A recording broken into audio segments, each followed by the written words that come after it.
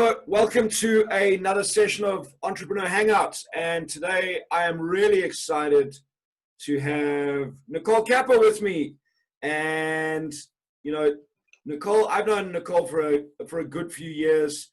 And it was interesting when Nicole and I were chatting just now. She was saying, you know, the first time we met, I was doing a training program, and we were involved in a network marketing business. And it was really all around getting through your mindset. And she was sort of reminiscing about how sort of quiet she was then, and sort of those little voices were big. And if you've watched Nicole's journey over the last couple of years, well, there's a couple of, you know, key things that she's been able to achieve. But importantly, what she's really been able to achieve is standing up and developing and delivering on a personal brand. And really, you know, when I look at her now, she's somebody that goes after what she wants in a couple of ways. One, goes after what she wants, but goes after what she wants in order to create a difference in the world. And I think that is a key component of being an entrepreneur. So, you know, she's done a number of things. If you go and look at her profile, you'll see that she was Mr. South Africa. She was also on Survivor. And if I'm right, Nicole, you came second on Survivor. She carried it all the way through, and she kicked some butt on Survivor. She's climbed many mountains around the world right now, and you're on a journey to climb Everest at some stage when we're allowed back in the sky, and those type of things. But the key thing is in all that, she's developed a very successful personal brand.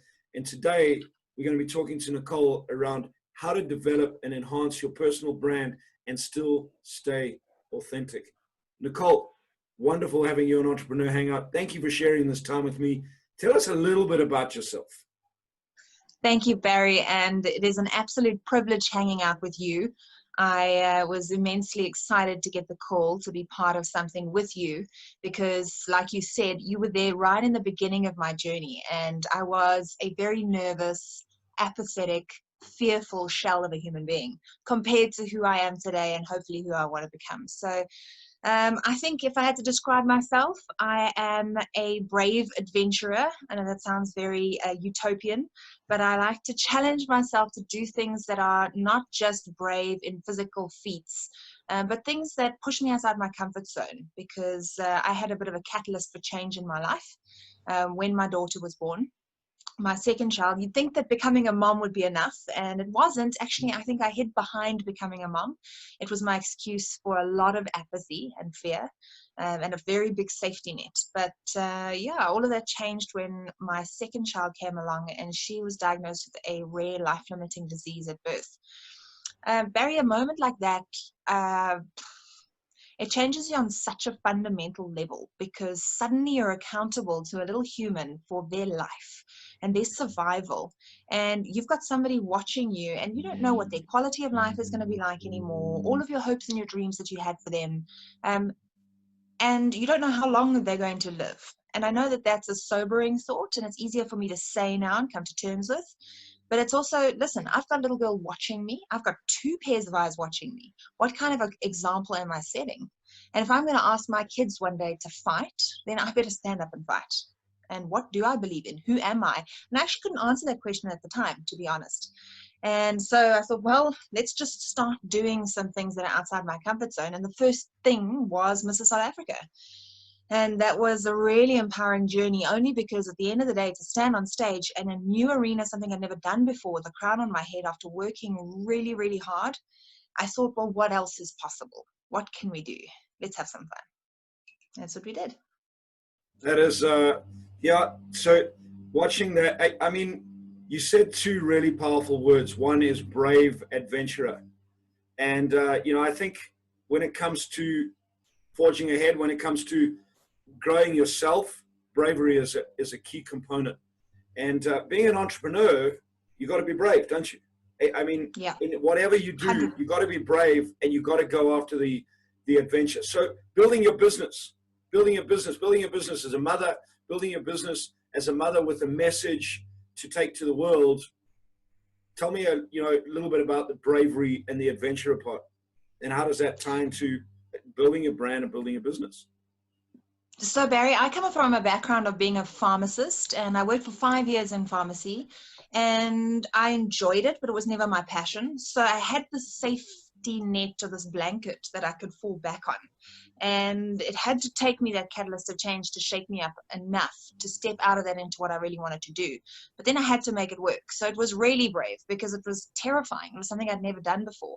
And I think that if there's one skill that I innately had, I don't have much. I'm not amazing in any way. I am very, very ordinary in most ways. But the one thing that I did have was this tenacity and a refusal to accept no. I read it in Bear Grylls' book. He was talking about the difference between successful and unsuccessful people. And he says, there's lots of different attributes, and you can, write down heaps of different qualities about your successful leaders in life. But he says most of the time, it's just that person who hung on a little bit longer that made it to the end. And I think that's certainly in business for me. It's to push a little bit harder towards a deal, to make sure you work a little bit longer, and refuse to give up, even if that means changing your strategy, readjusting your course, whatever. Instead of taking a no or a rejection and just lying down and being defeated, okay, well, be solution oriented, find a solution, find a way. It's not a no, it's just a different way. So, I love what you say there, because, when you talk about saying no, and you talk about, just being an ordinary human being, do you not see, people have this perception that people that achieve a level of success in their life are this unique, like, oh, wow, you must have had something different to me. But, I like to say it like this. I put on my pants the same way as anyone else. Yeah. I drink my coffee out of a cup. It's just that piece around just not saying no, and Nicole, I'll ask you this. You've had it really easy, haven't you? I mean, this rise has been easy. Isn't that what people want? They want it to be easy so that they can have what they want, but it isn't easy, is it? And it hasn't been easy. It's actually a really cool analogy with climbing Kilimanjaro. So when I climbed that mountain, I didn't have a clue when I was in for. It was the highest peak I'd climbed at the time. And I got to this final summit night. So, it wasn't so bad. You just hike all day and you kind of get there. That last night, I asked them before we started, guys, why do we climb at night? And they couldn't answer. They had this really mysterious answer. They just said, you will realize tomorrow why you climb at night. Yeah. And yes, the next day you're so broken, and you look back when you've come down and you see what you climbed. If you could have seen it in the beginning, yeah, you would never have, I would never have climbed, Barry. I would have turned around and said, no, that's funny, but no. So if you know how hard it's going to be before you start, you won't do it. That's why sometimes you just have to take a bite and then another bite, and you kind of get there. I think one of my other skills, Barry, is just not taking myself too seriously. And some people have such a fear of what people will think of them, or the fear of failure. It's those two massive fears that they think are going to cripple them, and they do. They cripple them by just stalling them and paralyzing action. And for me, I think the best gift I had was all of my failure, how hard it was for me. Messing up. I mean, it's not a mess up, but I like to call it that because it's a nice illustration. To be crowned as Mrs. South Africa and literally be the most successful married woman in South Africa, and your personal life at the same time falls apart. Yeah. That was incredibly humbling. And at the time I thought, listen, I'm going to lose everything. My career, my reputation, my family, my legacy, everything I've built. And my brother had some wise words for me, my baby brother. He just looked at me and said, what's everything? And in that moment, I realized, oh, wait a minute, you can just start again. And anybody can at any point. And it's so freeing when you realize, don't be so precious with your reputation or precious with what you think people are going to think or say about you. Yeah. Just get into action. And I'm going to hazard a guess that the lessons that you learned from those mistakes, from that failure, from that low point in your life, are the lessons and the learnings that have got you through and got you to where you are right now. But Barry, now you have to answer a question for me. Why do we still hate pain so much? I mean, even now during this whole COVID-19 pandemic, the number of times I found myself like, oh, this is so difficult, and now we have to readjust, almost complaining to myself. But if I look back, everything that I have to thank have to be thankful for in life are the hard times, are the failures. My daughter's diagnosis in that tragic time in our lives, my marriage falling apart, a business being lost. Those are the things that rebuild you and break you and remold you in all the best ways. So that's a great question. Why do we fear pain? Well, we have a saying that fear is the anticipation of pain. So fear is the anticipation of pain. So I'm scared because I'm scared that there's going to be pain. I'm scared that something's going to happen. So we pull back. Whereas if you actually understand, well, yes, it is going to be painful. Yes, there are going to be things. One of my favorite verses is trials and tribulations are sent not to test you, but to make you stronger, not to break you. But in our mind, it's easy to say that, isn't it, Nicole? But it's most people are. Do you find most people are not equipping themselves up here to actually get through it? So it's the thinking of it, not the being of it. And as you go through it and get up and do it again, so your being changes, doesn't it? Yes, I actually heard somebody say recently that it's your let go of your expectations for tomorrow. And it doesn't mean don't dream and plan and set goals. But I think especially when trials and tribulations come, you have to let go of this idea, this rigid idea of what you thought you had for tomorrow in your head, because it can be even better than that, just in a different way. And it's that kind of resilience and adaptability that you need to have. It's living in the now, isn't it? It absolutely is. I think that's a very big part of defining your personal brand. You need to have such a clear idea of why you want to get where you want to go, why you want success. Not exactly have it all figured out of how you're going to get there or what that final picture looks like, but that you are desperate for change and you will make it happen one way or the other. So are you clear on who Nicole is? It's an evolving concept, because I'm clear on who. That's actually the best question because I feel like we all have this idea in our minds of who we think we are. But to have this healthy reminder, Barry, all the time that are you sure you're seeing your blind spots? How well do you know yourself? And I saw this on Survivor. When I came back, I noticed a lot of people who were also on the island battled to readjust and still haven't readjusted.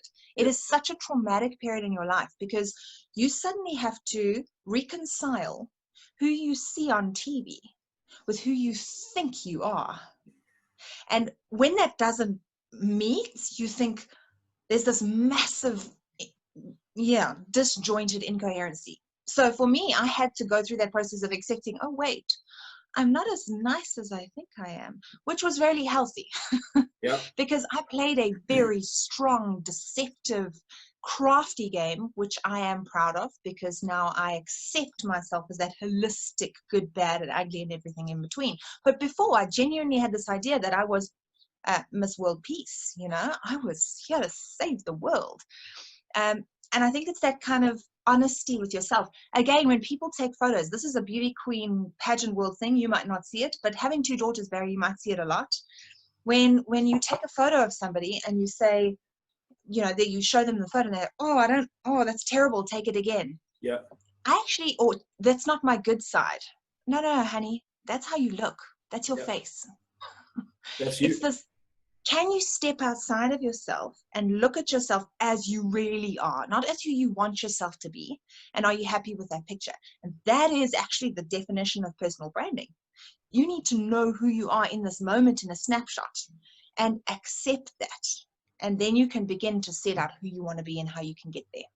And in terms of that, would you say that the most important part to start off with is knowing who you are on the inside? And is it fair to say that most people actually don't know who they are? They have this label of who they are. I'm an accountant, I'm a lawyer, I'm a pharmacist, I'm a mother. We have this label. It's not, I'm Nicole, I'm Barry, and this is who I am on the inside. And it's that realization. I like what you say about being on Survivor, that realization. I mean, that story about the two wolves. You have two wolves. And when things happen in your life, when good things happen, when you create success, well, both wolves rise up. the wolf of deception, hatred, dishonesty, anger, all that sort of stuff. And then the other side, the wolf of love, joy, peace. Which one are you going to feed? And most people don't know themselves well enough to understand that those things exist. So am I hearing that the more you understand who you are on the inside, the more you can decide who you need to be on the outside in order to create who you want to become?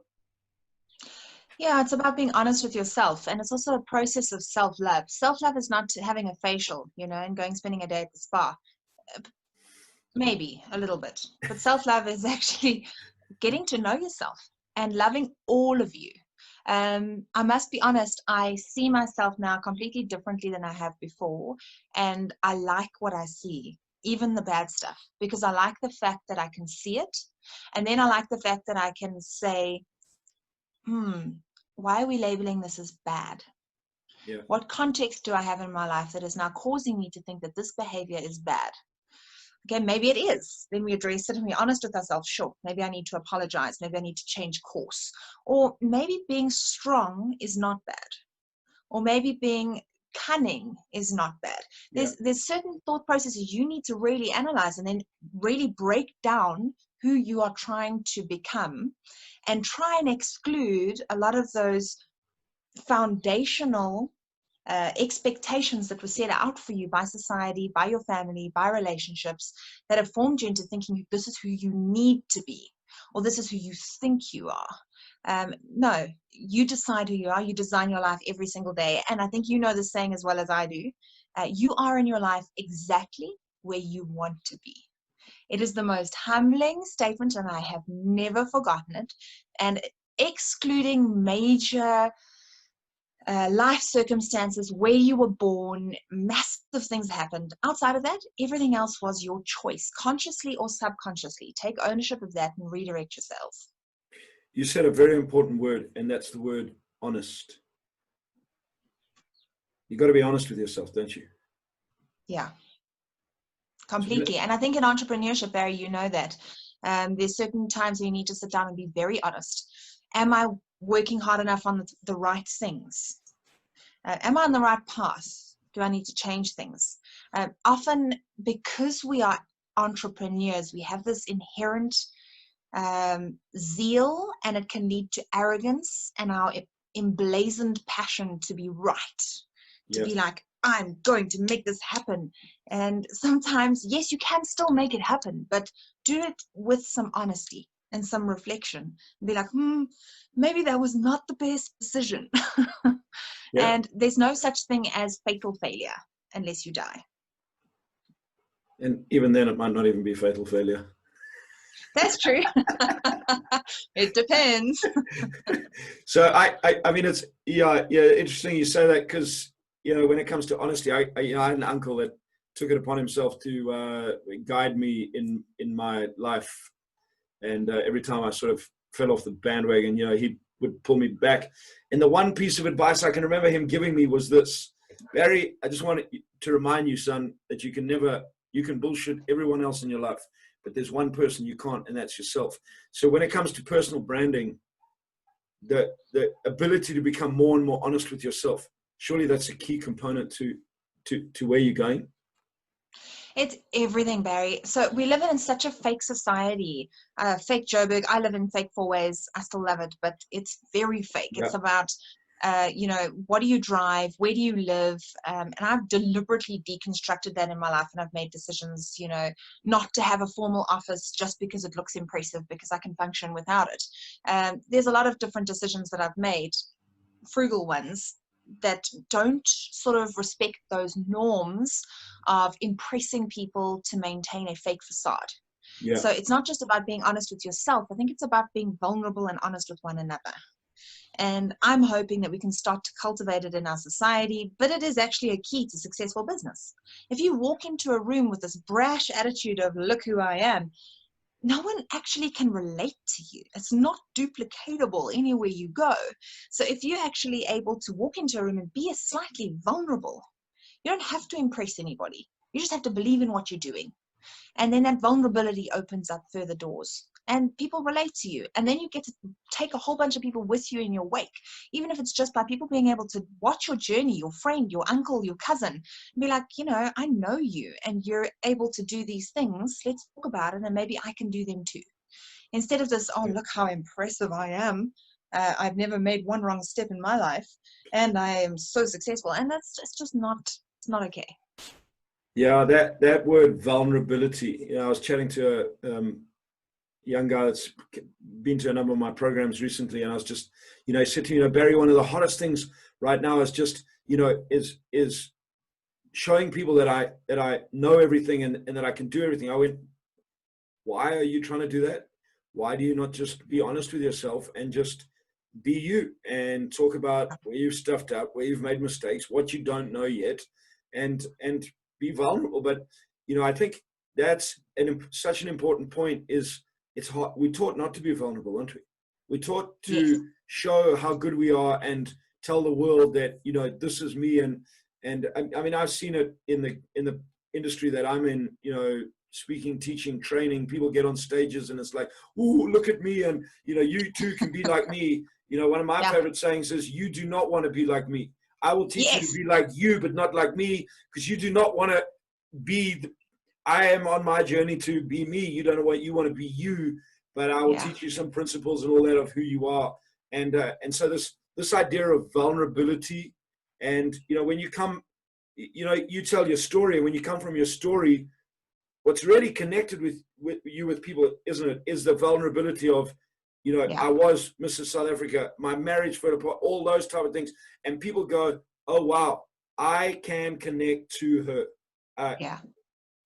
Because we all fail. And I think that vulnerability, you said it just now, you said people think they're expected to know everything.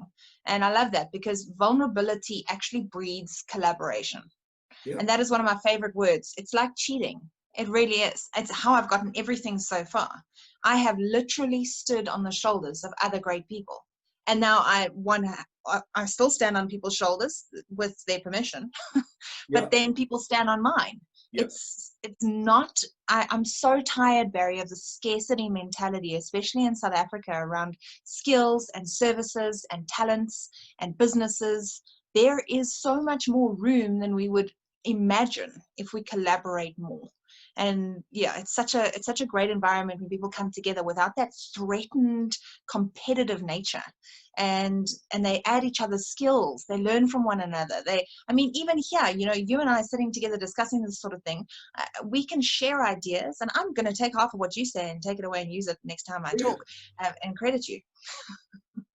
So yeah, you know, you talk about scarcity and abundance mindset. I mean, you know, one of our passions is I believe we live on an abundant continent with the most abundant resources on this planet, with the most abundant energy. I mean, the people in Africa have this amazing energy, however, with the most scarce mindset. And a lot of entrepreneurs are operating from the scarcity mentality. And, you know, when you open it up and go, there is more than enough for everybody. And, you know, that goes back to what you said just now, is cheating. We were taught at school, and, you know, through the work that, you know, I've done with Robert Kiyosaki and all that type of stuff, is at school it teaches you, do not collaborate with someone else, because you will be called a cheat, and you have to do it by yourself. You suddenly come out in the world to be an entrepreneur, and Nicole, you go out, you start doing what you're doing, forging ahead, getting a brand, working with other people. You got to collaborate, don't you? Yes, you do. I think there's a difference, though. People make the mistake of thinking that if they're collaborating, they're going to be copying.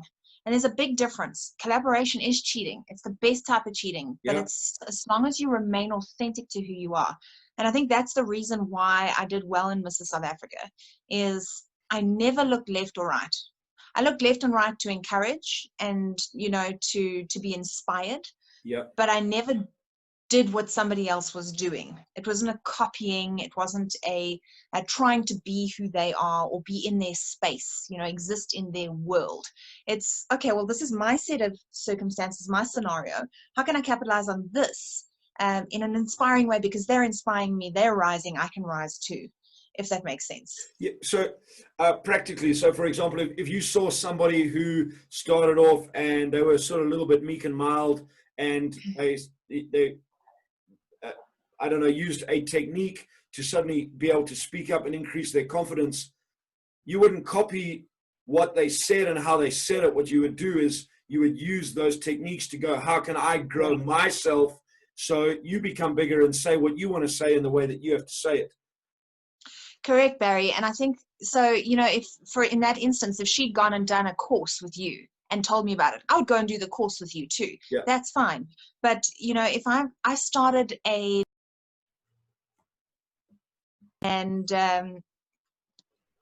I started a luxury lifestyle magazine in South Africa. It started with nothing here. It had no reputation. And there were other luxury lifestyle magazines, but I didn't go and buy those magazines, page through them, see how they were advertising, and then do the same thing.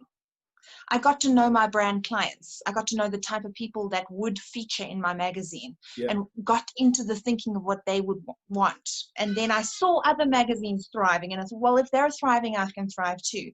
But I don't have to page through their magazine to do it. Brilliant. So you learn from others and create your brand. If I hear you right, learn from others, be authentically you, because when you're authentically you, people will buy from the authentic you, won't they? 100%. It's that honesty you spoke about. Stay in your lane. Don't ever try and be what you think people are looking for. Be yourself. And in that, you'll find that you're in your niche, and then you start to blossom and flourish and thrive, and then your business automatically changes course to where you're supposed to be to enhance your natural talents, skills, and then you surround yourself by people who have what you don't have, who add value to your businesses in ways that you can't. Yeah. And like, do you find as you develop, you start finding the people who are looking for you, and you find the people who you're looking for, and doesn't that add value to life because you start hanging out with people that are like you? Yes, exactly. You're like-minded, but then you all have different skills that you can bring to the table that are different and unique. Hey. We a quick kiss, and then I'll go and bake now. Okay, go out. Isn't that one of the great gifts that being in this lockdown has given us?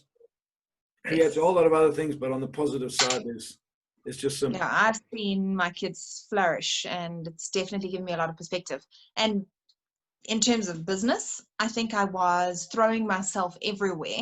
Yeah. Because, hey, some of those paths will work. And a lot of it was fruitless and a waste of energy. And I read recently, I think it was Mark Manson, he was talking about being very conscious of where you put your energy. Because sometimes you can put 100% energy in one place that gives you a 10% return. But then there's other places in your life, by just adding an extra 10% there, you get 100% increase in productivity or results. And sometimes it's even just a 1% focus in a different direction on a certain correct area. And then there's this multiplication effect. That's very, very wise. And it comes down. I've seen that recently in terms of, you know, I think I was doing a lot of things, making a lot of decisions for who I thought people wanted me to be. Well, now I own a business. I need to be a serial entrepreneur in business and be careful not to pursue very fickle pursuits, if that makes sense. Yeah. And along the way, I've realized in lockdown that those fickle pursuits that, you know, you have lofty hopes, that is where my talent lies. And, you know, it doesn't matter what society says or thinks. That's my niche. And even though it may be harder than another niche area in life, that's where I can flourish if I put my energy. So coming out of lockdown, I have a lot of more opportunities in broadcasting and, you know, television and online. And yeah, I'm very excited about moving in the right direction, despite what I thought people wanted for me, for my life. Brilliant. So what I'm hearing from you, the more you get to understand who you are, the more you get to know and create an understanding of what you want to achieve in life, the clearer it becomes, and the more the doors will open in the right direction. Yeah. And it's also about deliberately putting yourself in the environment to find yourself. It is a very noisy world. To be able to take away and strip away a lot of unnecessary content is very important. And then to surround yourself with relationships, certainly for me, to quieten out those noises, those destructive voices. Some of them are even family. Some of them are even close friends. And it's a very difficult process, but it's just like an onion. You have those people on the outer layers, but you keep them there because you need to preserve that core and surround that core with people that will say to you, next, you know what you need to do. You stay in your lane. You keep focusing there. Doesn't matter what anybody thinks, that's your zone. Those voices that believe in who you really are. Yeah. And that's that true congruency that'll bring out your optimum performance. So give us some advice, if you can, on how you do that. 2 or 3 pointers on how you keep that clarity and that focus on the people in the environment that you should be hanging out with.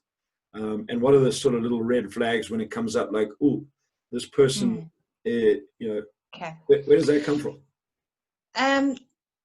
Listen, I know that this sounds ethereal and it might be a bit of a woman thing traditionally, but you need to trust your gut. And it's not a woman thing. It's actually listening to yourself more, being more self-aware. So I got quite far in Survivor because of that gut instinct and trusting it the whole time. And I know any mistakes that I made were mistakes when I didn't listen to my gut. In life, when you are feeling, there is a very big difference. And I know mental health is a very hot topic right now, so let's touch on it lightly. But when you are feeling anxious, you have a large amount of anxiety. I know a lot of people have battled with anxiety during lockdown. Yeah. You need to decide and process and sometimes get professional help to decide whether it is a pathological anxiety. Is this an imbalance in your body, something you've had your whole life, or is it a circumstantial anxiety?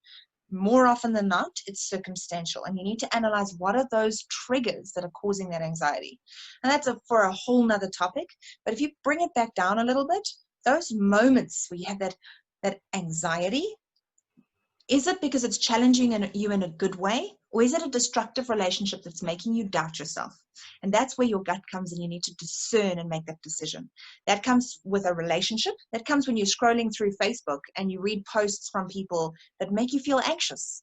Yeah. Go on a mass unfollow. You don't have to unfriend them. It's fine. They won't even know. Unfollow them. Spend less time on social media, less time on the news. I actually read a brilliant blog recently that spoke about following Wikipedia for news. Yeah. I know some people are obsessed with the news. Apparently, Wikipedia is completely objective and it takes all emotion out of it. And suddenly reading the news is boring. So you're only doing it because you want to be informed, and that should be the point of watching the news, to be informed, not for the emotive response and the distraction that comes with it. News, television, mindless time on social media, continuously checking emails or refreshing tweets. That kind of behavior it breaks your attention, and it's such a divisive thing in life. So my advice is try and strip down. I know people that have really enforced the screen time rule on their phones. Can we enforce screen time on relationships? Maybe we should. Interesting. I like that. That's you talk about gut. It's either your head or your heart. And often when it's in your heart, Robert Kiyosaki says this. He says, being an entrepreneur, building a business is spiritual. Most people never get to the spiritual piece, not religious, spiritual in your being. Most people never get there because they're second guessing themselves all the time in their head. And it doesn't make logical sense. How many times have you done something, Nicole, in your journey where it does not make logical sense, but something inside of you says, I just have to get this done. I don't know why. And when you look back, you go, now I know why. But logically at that stage, it just didn't make sense. I am a classic overthinker, and that causes self-sabotage, which is a very destructive circle. But that gut feel has produced some of my greatest decisions, if we can learn not to overthink. Well, that's what happens to bright, smart, intelligent people. I've never had that problem. I've never had the affliction of being an overthinker. I've never fallen into the bright, smart, intelligent people category. I actually, stop it. One of the greatest minds I know, Barry. So Someone said, and I think you'll also be familiar with it, that if your decision is motivated by fear, it's always the wrong decision. So trust your gut, but then try and analyze what emotion is making you make that decision. If it's love, good. If it's passion, yes. You know, there's a lot of different emotions. Even sometimes doing things because of righteous anger, that's also good. But to do something because of fear is never a good thing. Never. That's when all my worst decisions have come. I remember that I decided to stay in a space, in a relationship that was the most destructive space I could have stayed in. And someone told me that at the time. They reminded me, what is the primary emotion holding you? Fear. Fear, yeah. And once you deconstruct fear, so this is and this is in any personal branding talk or workshop that I do, it comes down to a basis of fear, because you cannot set goals, you cannot be authentic, you cannot know who you are without first breaking down fear. You're either it's a massive fear of failure or fear of public opinion. It always kind of fits into one of those two major categories. And I read a really cool book by Tim Ferriss. It's called Tribe of Mentors. It is one of my favorite books of all time. Okay. And in there, one of his mentors that he interviews, she's an Olympic skier, and she talks about having a fear journal. And every morning when she wakes up, instead of a gratitude journal, which is still valuable, and I think we need gratitude as a remedy for most of life's anxiety, but to be able to sit down on the edge of your bed when you wake up and think about consciously, or even write down, what am I afraid of today? Is it a board meeting? Is it a big decision in a relationship? Is it a parenting conversation you need to have? There's anything. If you think on it long enough, what happens to that fear and that emotion? It gets deconstructed, and suddenly it's not as powerful as it was before. And I have a really healthy relationship with my fear now, because it's helpful. It's this moment of, okay, there's a really big elephant in the room. We need to address this. Why am I so afraid of this? And suddenly I'm, okay, I have a little bit more logic now. I actually learned that valuable lesson on one of my very, very first climbs, when I'd climbed to Everest Base Camp and fallen in love with the mountains, but I yet still didn't know what it meant to love the mountains, because I hadn't faced their sheer terror. Okay. I went and did a local climb on Cathedral Peak. And it's a beautiful local peak. It's a nice 21-kilometer hike. It's this beautiful peak. When you get there, you get to say, I climbed a peak. But to climb that peak, you have to go over an exposed rock section, which is literally terrifying, Barry, especially for me. And I had a fear of heights, a real legitimate fear of heights. That little voice starts screaming? Yes. I had a full-on panic attack, because you're standing there, and if you let go of that boulder that you're holding onto, you will fall 300 meters and die. But then you have to stop and be logical. And I never forget, I was having a full-on conversation with myself on the mountain. I was like, Nicole, be logical, be logical, be logical, with tears streaming down my face. Yeah. And if you stop for a second, I'm not going to let go. So therefore, I will not die. And it's that process of slow analysis of fears and being logical that helps deconstruct. Well, for me at least. Nicole, I love that. That's incredible advice. It's also choosing where you want to put yourself, isn't it? So, like, as you're talking, I'm going, Blair Singers every year does a climb up Kili, and does a whole leadership experience. And Blair's been saying to me for, I don't know, he's been doing that for 7 or 8 years. He's been saying, you got to come and climb. And I'm like, I have no interest, no desire. I'm not going to put myself in that space. I'll put myself in other areas where I combat my fear. But for me, it's like, I don't want to go, he goes, it's just your little voice. I go, you're right, it is my little voice. But I see no desire to have to push myself through that fear, when I'd rather combat standing on stage, speaking to 10,000 people, doing all that sort of stuff. Because the combating and the deconstructing, as you talk about, it doesn't matter. It's relevant to whatever path you're going to walk, isn't it? That's it. That is exactly it. So actually, coming down from the mountains, I decided to start an organization. It's called Uprising. And I take people on transformational journeys around the world up mountains. And we actually had planned to climb Kilimanjaro on Women's Day this year. We've been to the highest peak in South Africa twice. We've been to the highest peak in the Eastern Cape. And we take these small groups on these adventures because there are so many parallels between climbing a mountain, physical one, and then business, relationships, life. And it's really cool to see people break those boundaries. And they get to the top and then they get back down and they look back and they say, I was there, I did that. Brilliant. And along the way, they get to the absolute breaking point where they realize I have nothing left. But then 5 minutes later, they keep going and they realize they did have more left. And there's all these really cool lessons along the way that break these mental boundaries that we have about our capacity, our potential. And it's such a cool journey to be able to take people on. And you're coming with next time. That is, I was just thinking, I have that on my 20th burpee when I was training this morning, that flipping boundary breakthrough. Nicole, on that note, just as a thought, I need to introduce you to a client of mine. His name's Thaddeus Lawrence.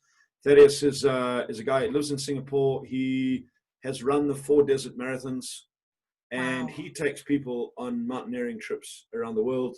And it would be a great person. I'd love to connect you to him because he shares the same passion. That would be amazing. So, that would be amazing.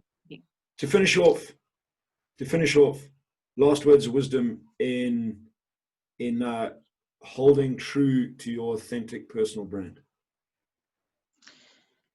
Learn to fall in love with yourself. We were taught when we were young, don't look in the mirror too much. It's vanity.